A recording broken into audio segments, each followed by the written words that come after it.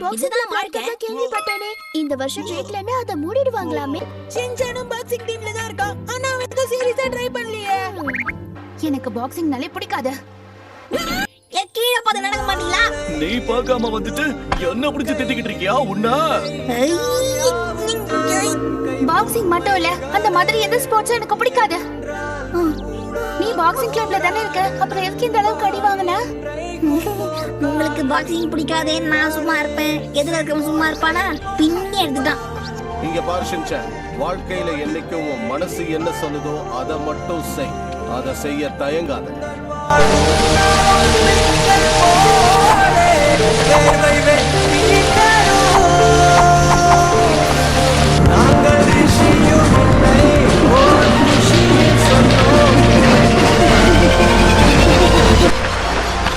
கடைசியா அந்த நாள் வந்துடுச்சு. வந்தா நீங்க நொந்து போறீங்க. அதையும் பார்க்கலாம்.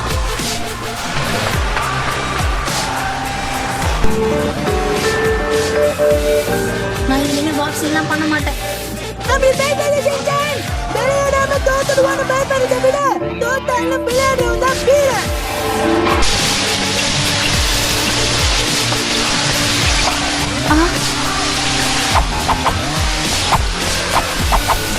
ஆக்சன் பஞ்ச் இருக்கிறவருக்கு என்ன யாரும் ஒண்ணும் பண்ண முடியாது.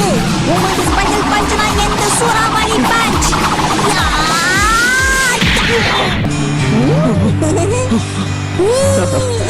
ஒரு வீரன் கிட்ட தோட்ட நினைக்கும் போது பெருமையா இருக்கு.